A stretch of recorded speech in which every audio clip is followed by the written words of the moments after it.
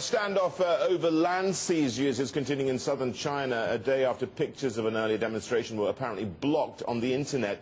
Hundreds of people in the village of Wukan are angry at what they call the illegal sale of their farmland to build factories. The government has tried to defuse the dispute, offering an investigation.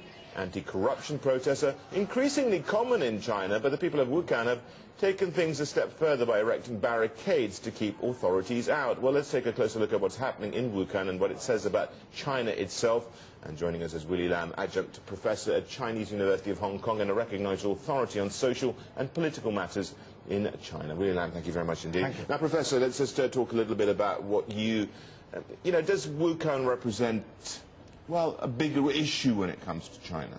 Well, it's a typical case. We have to remember that there are close to 120,000 cases of riots and protests in China, about 70% of which are caused by land grab. That means officials acting in collusion with land developers and grabbing the land of the peasants without giving them adequate compensation. So this case is particularly serious because it has been festering for the past few years. I think it shows that both the provincial and the central authorities seem to be losing control because they know that corruption is very serious in that part of Guangdong, but they have not been able to prevent this large-scale confrontation from happening. I think that you perhaps put your hit the nail on the head, I should say, because you talked about the regional government and you talked about, of course, the central government. And these two, well, they are very much divided, aren't they? Because you could see the local, regional government to turn a blind eye, but the central government certainly doesn't want that to happen.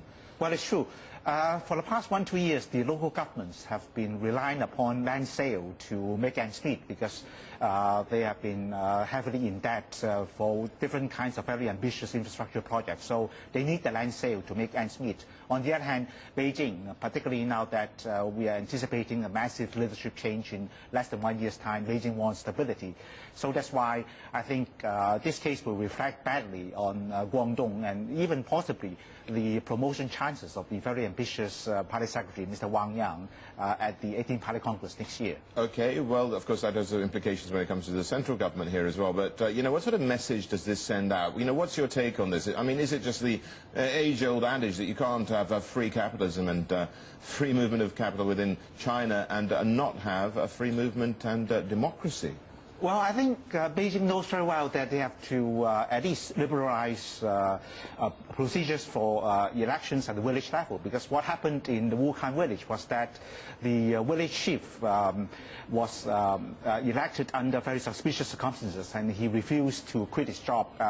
He was booted out by the angry villagers. And also the death of one of the protesters as well. Oh, certainly. So the provincial leadership, I think, under pressure from Beijing, has arrested several corrupt officials. But on the other hand, I don't think this will pacify the villagers. And yesterday, we heard that there were protests in Guangdong, in the provincial capital, in support of these Wukan villagers. So it's quite possibly that this movement might spread to other provinces in China, unless the central government were to bite the bullet and do something about endemic corruption and also this confrontation between the police and the villagers. Professor, things are likely to get worse here also because we have seen the problems that regional governments have with their debt, something that you alluded to here as well. As they perhaps need to service those debts, you could see more and more of these so-called land grabs, couldn't you? Oh, certainly. Well, the provinces are running debts up to about 13 trillion yuan.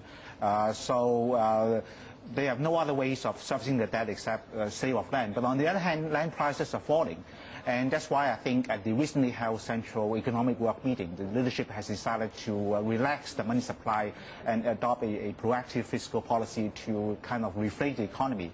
So I think if the economic pie is not expanding as fast as people expected, then the underclasses, which are only getting a very small share of the economic pie, they might rebel in a massive fashion, and we might see more cases of disorder. Because we've already seen their earnings being eroded to some extent, even though we have seen many of these states come up and introduce minimum wages, but inflation has eroded them of key foodstuffs that they need.